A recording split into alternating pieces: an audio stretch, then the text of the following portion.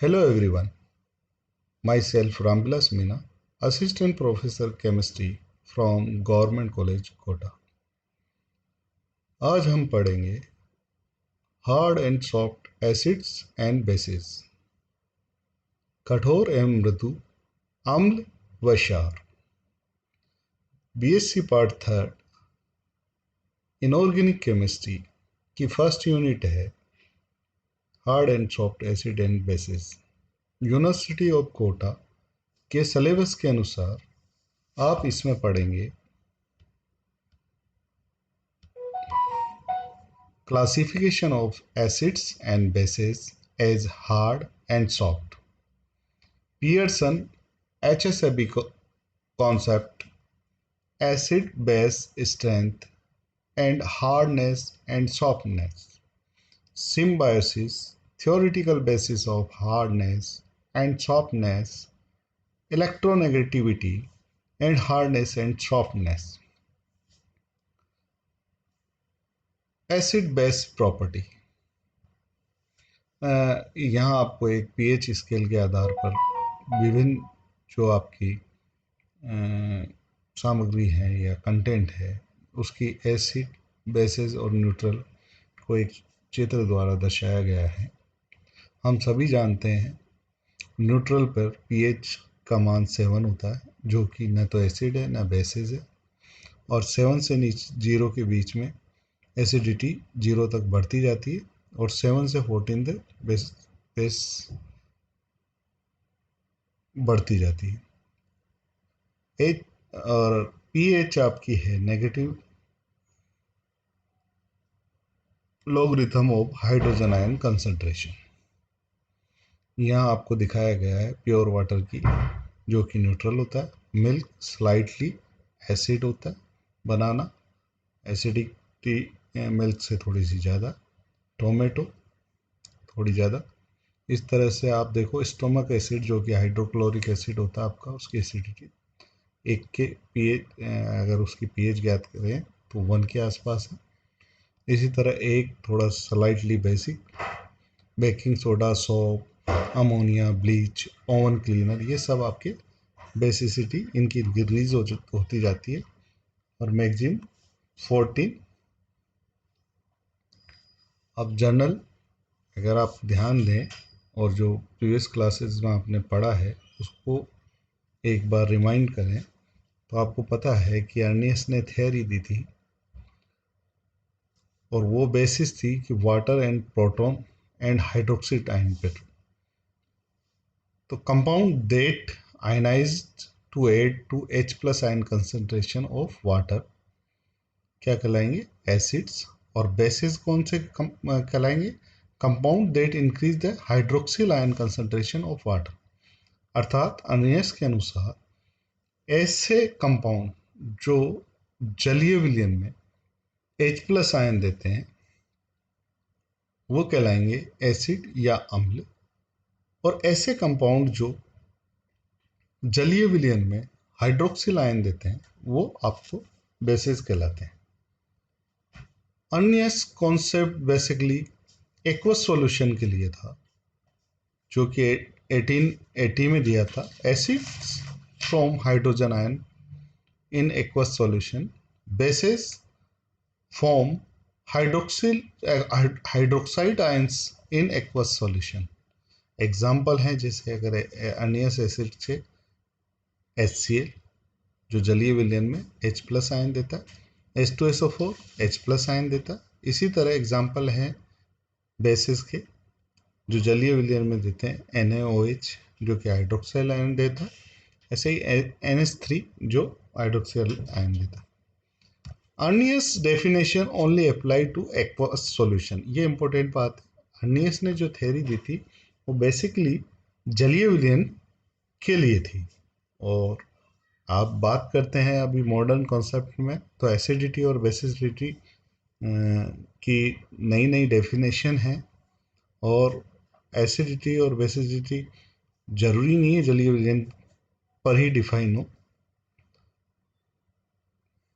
लेकिन ये first theory थी साइंटिफिकली अर्नियस ने समझाया था जिसमें कि एसिड्स कौन से होते हैं और बेसिस कौन से होते हैं उस समय के अनुसार।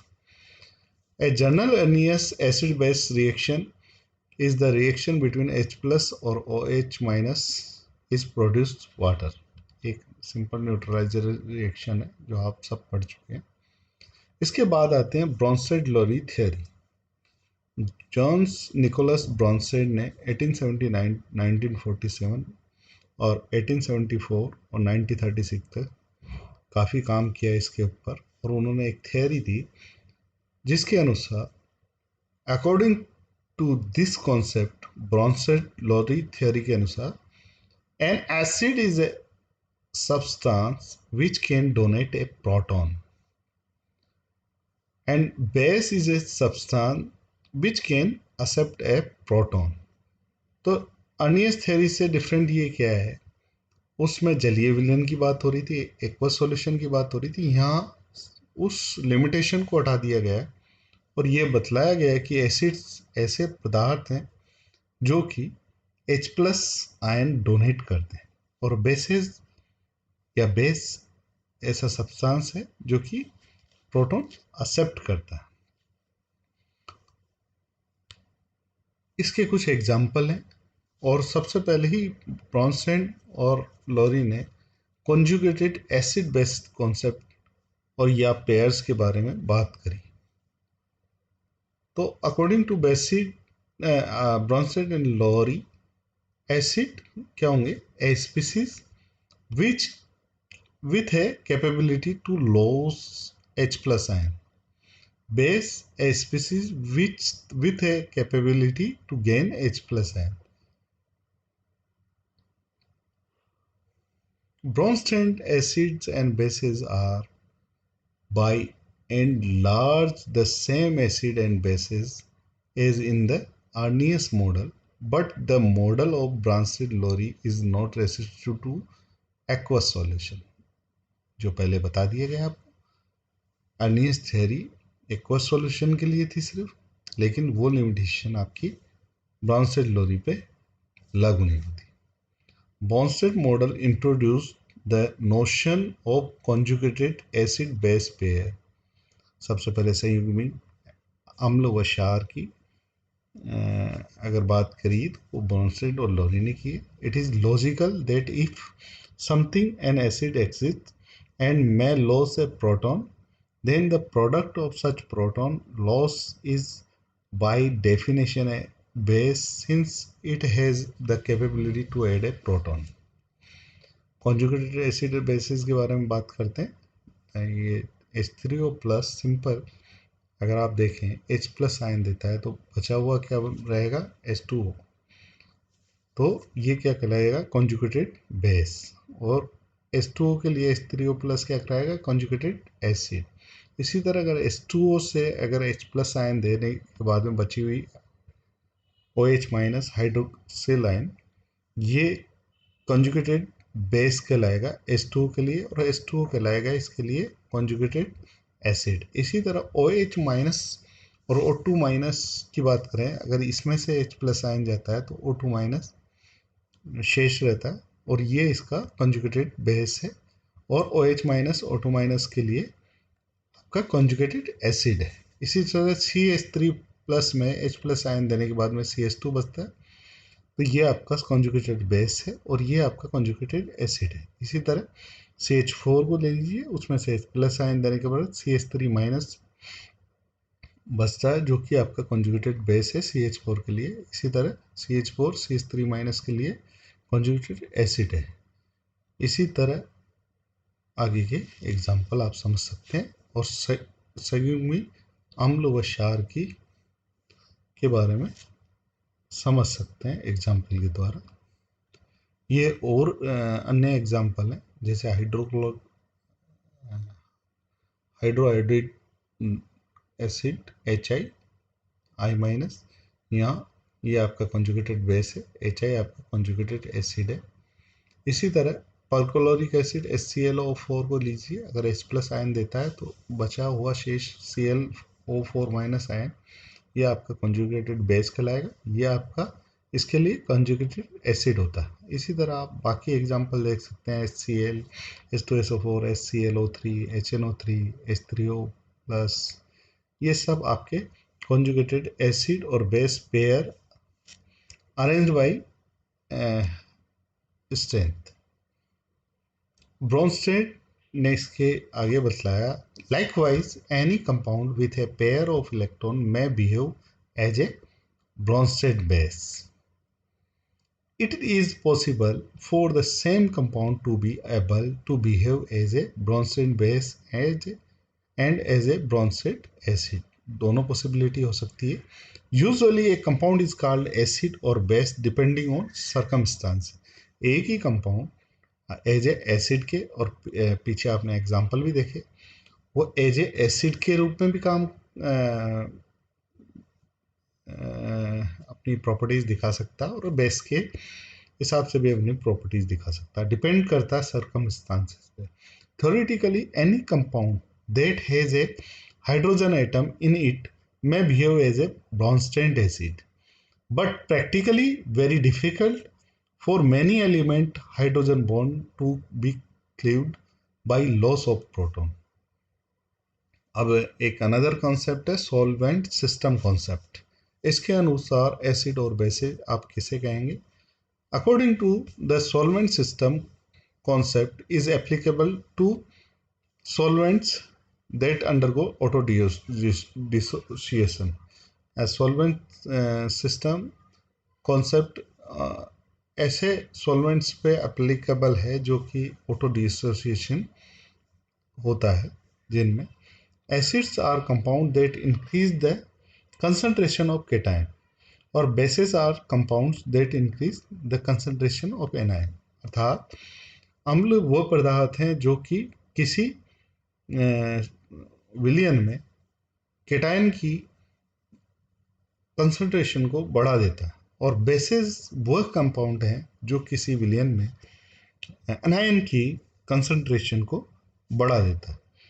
The earliest model can be viewed as a part of solvent system model. तो ये भी एक अनदर कॉन्सेप्ट है।